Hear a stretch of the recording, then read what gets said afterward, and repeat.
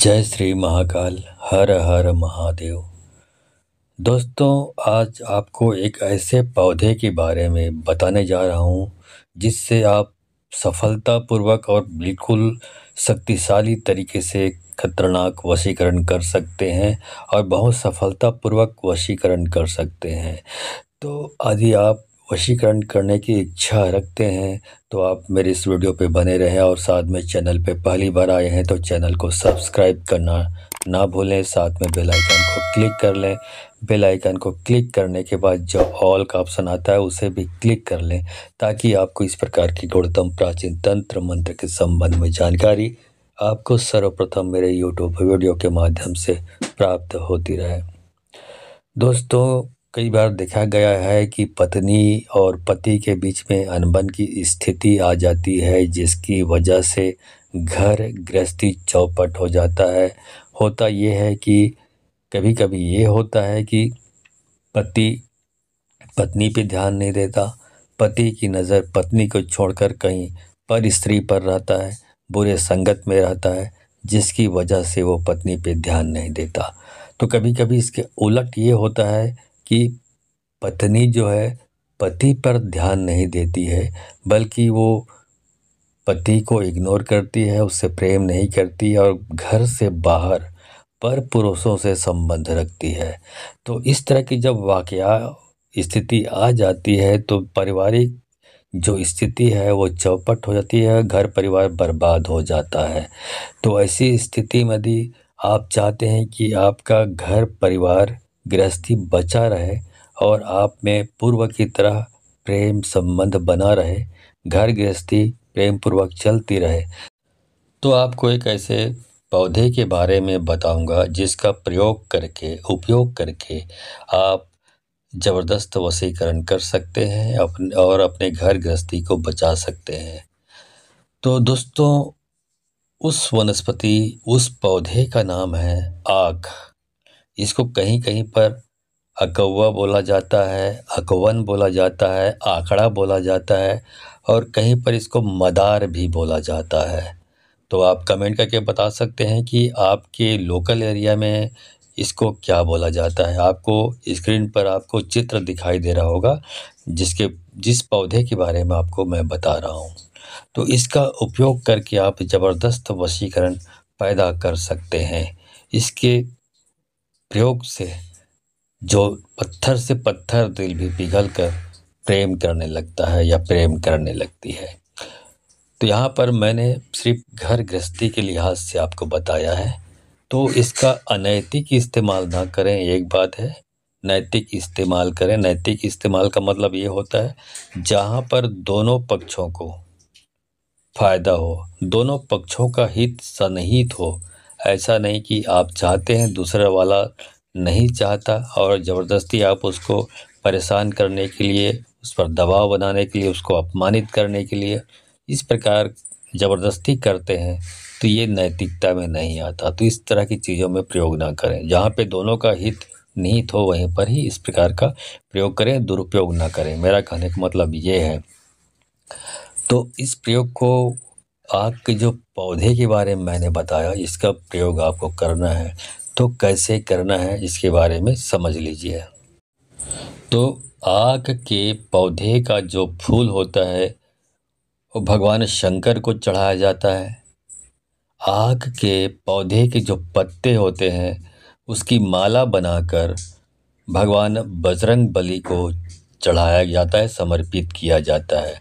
और जो आग के पौधे हैं उसके जो जड़ होता है उसका इस्तेमाल वशीकरण और धन प्राप्ति में किया जाता है।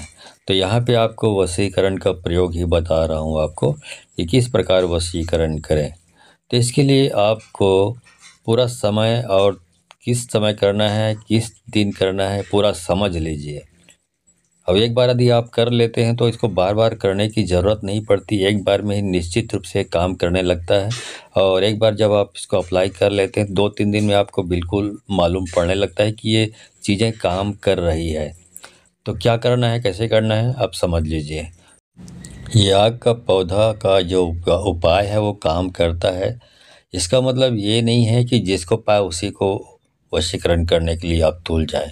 ऐसा भूल के नहीं करना है, क्योंकि आपको अपनी औकात में रहनी है। जितनी आपके पैर है, चादर भी उतनी ही पसारिए तो अच्छा रहता है। ऐसा नहीं कि आपकी हैसियत कुछ और है, आप चाहते हैं कि चाँद को छूना, तो ऐसे इम्पॉसिबल वाला काम ना किया करें, ठीक है? तो हद में रहेंगे तो आपको सफलता प्राप्त होगी। तो कैसे करना है, क्या करना है, समझ लीजिए। इस कार्य को करने के लिए आपको शुक्रवार का दिन तय करना है। शुक्रवार को ब्रह्म मुहूर्त में आपको नहा धोकर तैयार हो जाना है। मतलब 4, साढ़े 4 या 5 के बीच में आपको नहा धोकर फ्रेश हो जाइए। और फ्रेश हो जाने के बाद आप घर में जो आमतौर पे आप पूजा पाठ करते हैं वैसे पूजा पाठ कर लीजिए, नॉर्मली पूजा पाठ जो करते हैं। और उसके बाद आप फिर घर से निकल चलिए, जहाँ पर आपने आक का पौधा देखा होगा, और जाइए और वहाँ से उस पौधे को उखाड़ के ले आइए। घर में उखाड़ के लाने के बाद उसको आप अपने घर में, यदि अलग से आपने पूजा घर बनाया होगा, तो इसको अच्छी तरीके से गंगा जल से साफ कर लीजिए, जड़ को साफ कर लीजिए। उसके बाद आपने, यदि आपके घर में पूजा घर है तो पूजा घर में रख दे, भगवान के चरणों में। और यदि हर घर में पूजा घर नहीं होता, कई घर में एक ही कमरे होते हैं, तो ऐसी स्थिति में यदि आप जहाँ पे पूजा पाठ करते हैं देवी देवताओं की तस्वीर होगी, वहाँ पर भी आप रख सकते हैं, तो वहाँ पे रहने दीजिए। अब बस आपका काम उस दिन का ख़त्म, मतलब शुक्रवार का काम आपका ख़त्म। अब आपको जो भी करना है वो शनिवार को करना है। तो शनिवार को क्या करना है? शनिवार को भी आपको ब्रह्म मुहूर्त में उठना है। और ब्रह्म मुहूर्त में उठने के बाद आप फिर नहा धोकर फ्रेश हो जाइए। होने के बाद आपने जो आग का जड़ रखा हुआ है, उस जड़ को ले आइए, और एक सिलबट्टा या कोई पत्थर है खुरदरा सा, जिसमें घिसा, जैसे चंदन घिसा जाता है, तो वैसे ही सिलबट्टे में आपको उस आग के जड़ को घीस कर पानी डाल डालकर, या गंगा जल है तो गंगा जल से डाल डालकर घीस कर आपको लेप निकालनी है, लेप बनानी है। और लेप बनाकर आप एक डिब्बी में आप उसको कलेक्ट करके रख लीजिए। कलेक्ट करके रख लीजिए, और साथ में जब पूरा तैयार हो जाए, पूरा जड़ से लेप बन जाए, तो डिब्बी में रखने के बाद आपको उसी दिन एक माँ काली की तस्वीर आपको बाजार से खरीद के ले आनी है, या तो कैलेंडर में कहीं पर है तो उससे भी चलता है। और कोई आप तस्वीर आपके पास है, चलेगा, फोटो आपके पास। उसके बाद क्या करना है, आपको उसी लेप को आपको लगाना है। यदि कोई महिला कर रही है तो गोल टीका लगाना है मस्तक पर, और कोई पुरुष कर रहा है तो उसको लंबा टीका लगाना है। तो सबसे पहले लेप आपका तैयार हो गया है, तो तैयार होने के बाद माँ काली को आपको सबसे फर्स्ट तिलक लगाना है। माँ काली को तिलक लगाने के बाद फिर आपको तिलक लगाना है। महिला है तो महिला को गोल तिलक लगानी है, और पुरुष है तो उसको लंबा वाला टीका लगाना है। और ये टीका लगाने के समय आपको भगवान शिव जी का मन ही मन सुमिरन करना है, भगवान शिव जी को याद करनी है। चाहे तो आप कुछ समय के लिए ओम नमः शिवाय का जाप मन ही मन 7 बार कर सकते हैं। उसके बाद जब ये जाप कर लेंगे, उसके बाद में आप तिलक लगाने के बाद में जो भी आपका जो लक्ष्य है, महिला है तो पुरुष के पास जाएगी वो, यदि पुरुष है तो महिला के पास जाएगी, और कुछ इस प्रकार की एक्टिविटी करनी है, ऐसा कुछ कार्य करना है, कुछ हरकत करनी है आपको, कि जो सामने वाला देखने वाला है उसकी नज़र आपके फेस पर पड़े, आपकी बॉडी पर पड़े, और खासकर वो आपके तिलक पर पड़े। तो जैसे ही तिलक पर उसकी नज़र पड़ेगी, तो इस प्रकार देखते रहेगी, तो फिर उसमें एक आकर्षण और सम्मोहन आपके अंदर जो प्रकट होगा, उससे वो फिर आकर्षित होने लगेगा या होने लगेगी। और फिर इस तरह से यदि कुछ दिन तक किया जाता है, तो फिर ये जो घर गृहस्थी के जो संबंध, आपसी संबंध पति पत्नी के बीच जो बिगड़े होते हैं वो सुधरने लगते हैं, और फिर घर बिल्कुल सामान्य रूप से पारिवारिक माहौल फिर बहुत मधुरतम हो जाता है। तो अब यहाँ पे एक मंत्र के बारे में आपको जानकारी दूंगा। तो जैसे ही आप सामने वाले के पास जाएंगे, मतलब महिला है वो पुरुष के पास जाती है या पुरुष है वो महिला के पास आता है, उस समय मन ही मन आपको 7 बार इस मंत्र को पढ़ना है, मन ही मन पढ़ना है। मंत्र इस प्रकार है, ओम ऐम ह्रीम।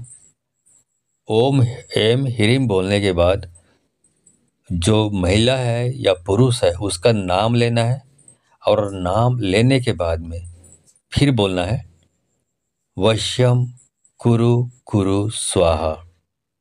ठीक है, मतलब ओम ऐम ह्रीम, और जो महिला या पुरुष का नाम लेना है, नाम लेने के बाद में वश्यम कुरु कुरु स्वाहा, इसको 7 बार मन ही मन पढ़ना है।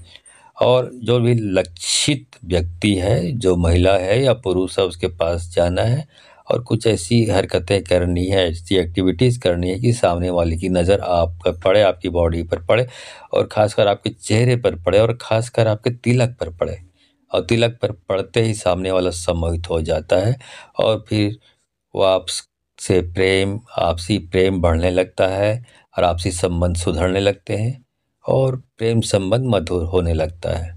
इस प्रकार से बिगड़े हुए जो रिश्ते हैं वो सुधरने लगते हैं। तो दोस्तों, ये जानकारी आपको कैसी लगी? जानकारी अच्छी लगी हो तो इस जानकारी को अधिक से अधिक लोगों को शेयर करें, ताकि अधिक से अधिक लोग इस जानकारी के बारे में परिचित होकर इसका इस्तेमाल करके अपने आप की जो समस्या है उसको दूर कर सके, और इससे जो प्रेम है, जो प्यार है, उसको अपना प्यार प्राप्त कर सके। तो मिलता हूँ अगले वीडियो में, तब तक के लिए धन्यवाद। जय श्री महाकाल। हर हर महादेव।